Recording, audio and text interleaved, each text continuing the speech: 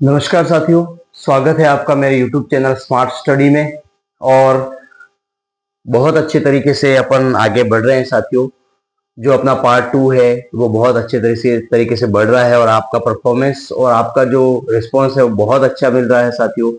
जैसा कि अपन प्रतियोगी परीक्षाओं के बारे में, बायोलॉजी और विज्ञान के बारे में पढ़ रहे हैं, बहुत अच्छे तरीके से क्वेश्चनों को अपन सॉल्व कर रहे हैं। मैंने आंकिक क्वेश्चनों को भी सॉल्व किया है, वो भी मैं आपके सामने पेश करूंगा।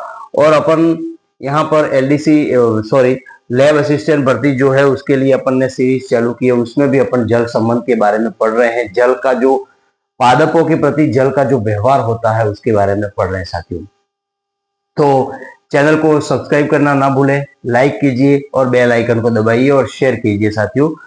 अब यहाँ पर अपन ने जल के संबंध के बारे में पढ़ा था और जल के संबंध पादपों में किस प्रकार होता है और पादपों में जल का क्या उपयोगिता होती है, जंतुओं में जल की क्या उपयोगिता होती है, उसके आधार पर अपन इस चीज को पढ़ रहे हैं साथियों। उसी क्रम में अपन ने देखा था कि जल एक श्रेष्ठ विलायक है और विलायक होने के साथ साथ जल में ऐसे बहुत सारे गुण होते हैं जो कि जल को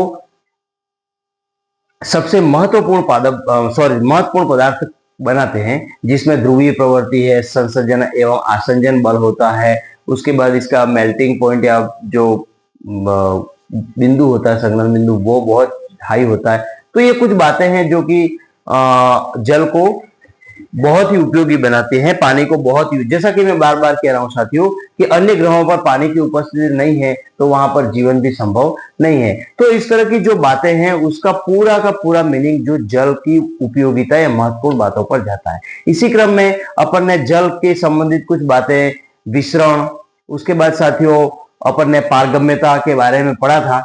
उसी प्रकार अपन एक नया चैप्टर आज ले रहे हैं, टॉपिक ले रहे हैं। आप बहुत अच्छे तरीके से मेरे वीडियो को देख रहे हैं, बहुत अच्छे व्यू आ रहे हैं और आप एंजॉय ले रहे हैं साथियों। तो मैं आपको हर चीज बताऊंगा साथियों और बहुत अच्छे तरीके से पढ़ाने की कोशिश करूंगा। आप मेरा साथ दीजिए और इस छोटे से यूट्यूबर को आप आगे बढ़ाने में सहयोग प्रदान कीजिए। मैं समय दे रहा हूं साथियों, बहुत अच्छी अच्छी जानकारी आपके सामने पेश कर रहा हूं। तो अपन अब साथियों, जैसा कि आपके सामने यहाँ पर लिखा हुआ है, परासरण के बारे में पढ़ रहे हैं। अब परासरण क्या होता है, ऑस्मोसिस क्या होता है। अब आपने जैसे कि विसरण को देखा है, देखो साथियों, याद करने का जो तरीका होता है वो मैं आपको बता रहा हूं। जैसा कि विसरण आपने देखा है कि विसरण जो होता है वो पदार्थ के अणुओं का अधिक सांद्रता से कम सांद्रता की ओर गमन तब तक होता रहता है जब तक कि दोनों में साम्य अवस्था नहीं आ जाती है।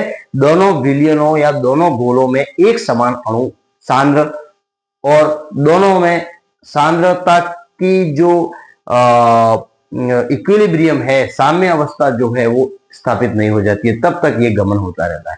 तो ये तो बात हो गई साथियों विसरण की। विसरण अपने आप में एक अलग मैटर है। उसके बाद अपन ने बात करनी है परासरण के बारे में। अब परासरण को याद रखने से पहले आपको दो चीजें याद रखनी पड़ेगी साथियों। विसरण तो बहुत सिंपल तरीके से अपन ने पढ़ लिया था कि विसरण का मतलब है अधिक सांद्रता से कम सांद्रता की ओर गमन। और कब तक गमन होता रहेगा? जब तक ये साम्य अवस्था स्थापित नहीं हो जाती। अब परासरण के बारे में पढ़ने के लिए आपको दो चीजें ध्यान में रखनी पड़ेंगी साथियों। एक तो आपको ध्यान में रखना पड़ेगा विलायक, और एक आपको ध्यान रखना पड़ेगा अर्धपारगम्य झिल्ली। ये दोनों शब्द आपको परासरण याद रखने से पहले याद रखने पड़ेंगे, तभी जाकर के आप परासरण को समझ सकते हैं। ठीक है, तो मुख्य रूप से विलायक। अब विलायक, श्रेष्ठ विलायक कौन है? जल है। श्रेष्ठ विलायक कौन है? पानी है। और अर्धपारगम्य झिल्ली जो होती है वो किसी भी प्रकार की कोई झिल्ली हो सकती है। तो यहां पर आपको इसकी परिभाषा के तौर पे आप कैसे बनाएंगे? आप किसी विलायक का, अब विलायक का यूं कह दिया, इसका मतलब आपके सामने प्रश्न आ गया कि विलायक क्या है, कौन सा है, सर्वश्रेष्ठ विलायक कौन सा है? सर्वश्रेष्ठ विलायक जल है। ठीक है, तो यहां पर ये बात मुख्य रूप से परासरण ही समझाऊंगा मैं आपको इस वीडियो में, बहुत शॉर्ट तरीके से और बहुत आसानी से आप समझ जाओगे। कभी जीवन में ऑस्मोसिस के बारे में नहीं भूलोगे साथियों। अगर आप इसको ध्यान से सुन रहे हैं, वीडियो को पूरा देख रहे हैं, तो परासरण को कभी भी जीवन में नहीं भूलेंगे। तो याद रखने के लिए आपको क्या याद रखना है? एक तो विलायक और एक अर्धपारगम्य झिल्ली। तो किसी विलायक के अणुओं का, ध्यान से समझना, किसी विलायक के अणुओं का अधिक सांद्रता से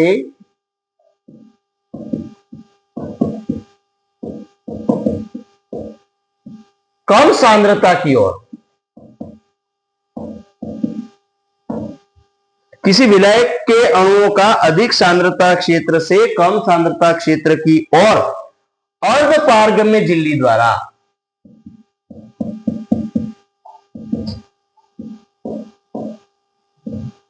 गमन जो होता है वो परासरण कहलाता है।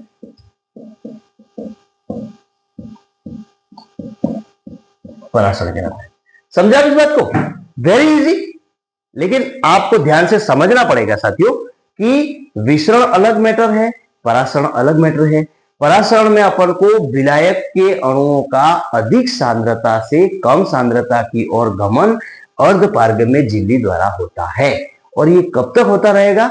जब तक इनमें साम्यावस्था स्थापित नहीं हो जाती है। तो यहां पर दो अलग बातें कौन सी याद रखने वाली आपको ध्यान रखनी है? एक तो विलायक और एक अर्धपारगम्य झिल्ली। अर्थात अर्धपारगम्य झिल्ली, किसी विलयन के बीच में एक अर्धपारगम्य झिल्ली रख दी जाए और जल के अणुओं का, विलायक का मतलब जल के अणुओं का एक अधिक सांद्रता से कम सांद्रता की ओर गमन तब तक होता रहेगा जब तक कि इनमें साम्यावस्था स्थापित नहीं हो जाती है। तो यहां पर बहुत सरल तरीके से याद रखना है साथियों, और हमेशा ये याद रखना है कि परासरण को जल के संदर्भ में ही पढ़ा जाता है। परासरण को किसके संदर्भ में पढ़ा जाता है? जल के संदर्भ में पढ़ा जाता है, और विलायक जो होता है वो जल होता है। इसलिए आपको परासरण को याद रखने के पहले विलायक और अर्धपारगम्य झिल्ली को याद रखना है। तो एक बार और मैं परिभाषा इसकी बता दूं आपको कि अधिक सांद्रता से विलायक के अणुओं का या जल के अणुओं का, इस तरह से परिभाषा याद रखेंगे आप, विलायक के अणुओं का या जल के अणुओं का अधिक सांद्रता से कम सांद्रता की और अर्धपारगम्य झिल्ली द्वारा गमन जो होता है उसको परासरण कहते हैं। That is the perfect definition of osmosis. बहुत सरल भाषा में बताया मैंने आपको, ठीक है? तो ये सरल भाषा में बताया तो आपको सरल भाषा में याद रखना है, अच्छी तरह से याद रखना है। तो ये बता दिया आपको। अब इस परासरण के संदर्भ में देखा जाए, आगे थोड़ा सा आगे देखा जाए साथियों, तो परासरण के संदर्भ में विलयन जो होते हैं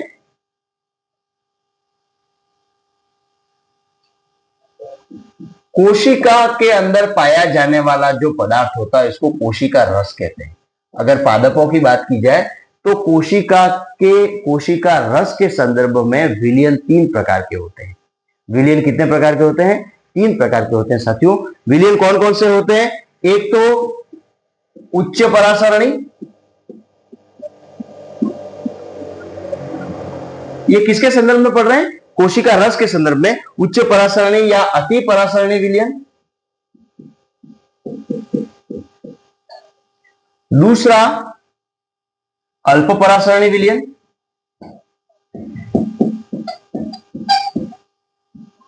तीसरा समपरासरणी विलयन।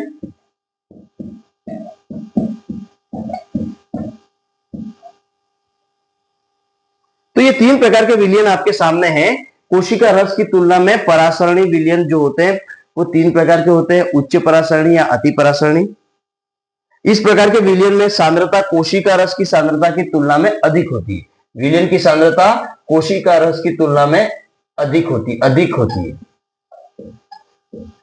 इसमें विलयन की सांद्रता कोशिका रस की तुलना में कम होती, और इसमें विलयन की सांद्रता जो होती है वो कोशिका रस की तुलना में बराबर होती है, समान होती है,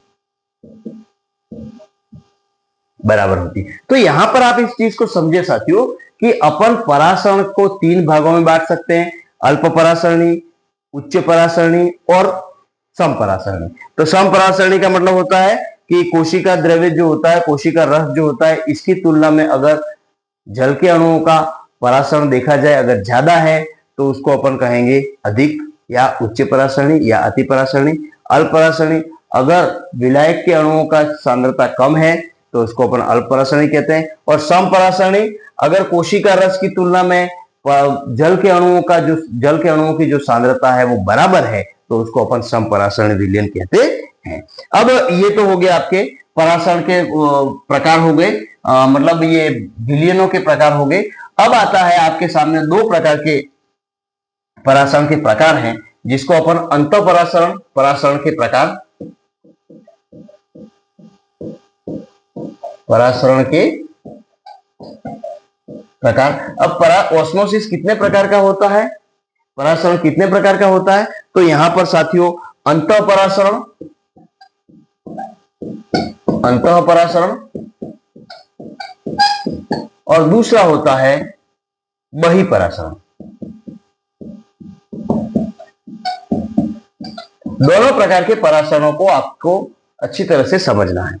कोशिका को यदि जल या अधोपरासरणी विलयन में रखा जाए, किसी कोशिका को अगर अधोपरासरणी विलयन में रखा जाए, कोशिका है, जैसे उदाहरण के तौर पे अपन यूं देखें कि किशमिश है, किशमिश को अगर आप पानी में रखोगे, ठीक है, तो क्या होगा साथियों, किशमिश है, ये जल है, जल के अणु है, और ये किशमिश आपने रख दी।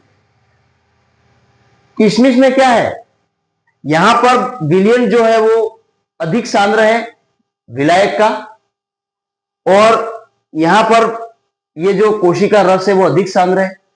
तो यहां पर क्या होगा, ये अधिक यहां पर पानी की सांद्रता अधिक है, विलायक की सांद्रता अधिक है, ये किशमिश है, यहां पर विलायक की सांद्रता अधिक है। तो परासरण क्रिया में क्या होगा, ये जो किशमिश का जो बाहरी खोल है, बाहरी आवरण है, वो अर्धपारगम्य झिल्ली की तरह कार्य करेगा, और क्या होगा कि जल के अणुओं का निरंतर इस किशमिश के अंदर प्रवेश होगा, जिससे क्या होगा साथियों, पानी निरंतर इस किशमिश के अंदर बढ़ता रहेगा। कब तक बढ़ता रहेगा, जब तक ये किशमिश फूल जाती है और ये इसमें विलयन की सांद्रता समान नहीं हो जाती। यहां पर दोनों जगह विलयन की सांद्रता समान नहीं हो जाती है, तब तक ये अंदर बढ़ता रहेगा और ये फूल करके बड़ा हो जाएगा किशमिश। तो इसको कहेंगे अपन अंतःपरासरण। इसको क्या कहेंगे, एंडोस्मोसिस कहते हैं, इसको एंडोस्मोसिस या अंतःपरासरण कहते हैं। उसी प्रकार बहिःपरासरण, जब कोशिका को अतिपरासरणी विलयन में रखा जाए, जैसे उदाहरण के तौर पे यहां पर शक्कर का घोल है, शक्कर का घोल है, और यहां पर अपन एक अंगूर रख दें, तो क्या होगा साथियों, शक्कर का घोल अधिक सांद्र है और यहां पर अंगूर है, इसके अंदर विलायक की सांद्रता ज्यादा हो जाएगी।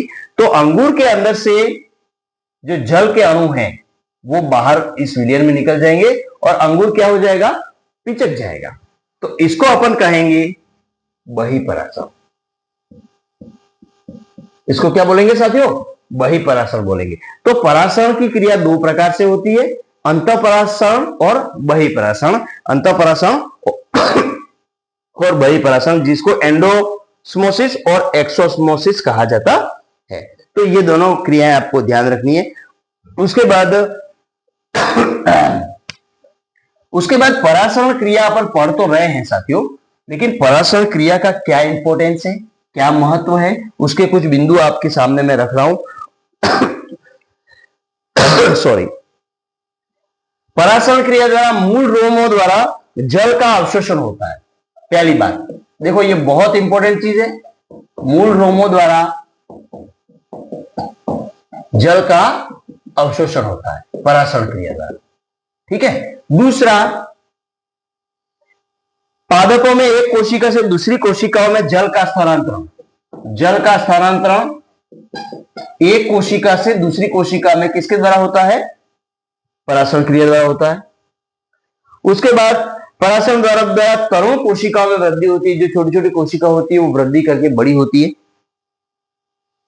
परासरण में विभिन्न कोशिका स्फीत होकर अपने आकार ग्रहण करती है, कोशिका फूल जाती है और फूल करके अपना निश्चित आकार ग्रहण कर लेती है, और फलों और बीजों के स्फुटन और प्रकीर्णन में भी सहायक होता है। स्फुटन व प्रकीर्णन में भी सहायक होता है। तो ये कुछ बातें हैं जो कि पराशरण को बहुत ही इंपॉर्टेंट बनाती है साथियों, और या फिर इसको अपन पराशरण का महत्व भी कह सकते हैं। तो पराशरण के बारे में अपन ने पढ़ा, एक एक बिंदु एक एक टॉपिक आपको अच्छी तरह से समझाऊंगा, लेकिन आप इसको वीडियो को पूरा देखिए, चैनल को लाइक कीजिए, सब्सक्राइब कीजिए, और दूसरे अगले वीडियो में अपन और मिलेंगे साथियों। और मेरे को कमेंट्स बॉक्स में कमेंट करके बताइए कि आपको ये वीडियो कैसा लगा। धन्यवाद। वंदे मातरम। जय भारत।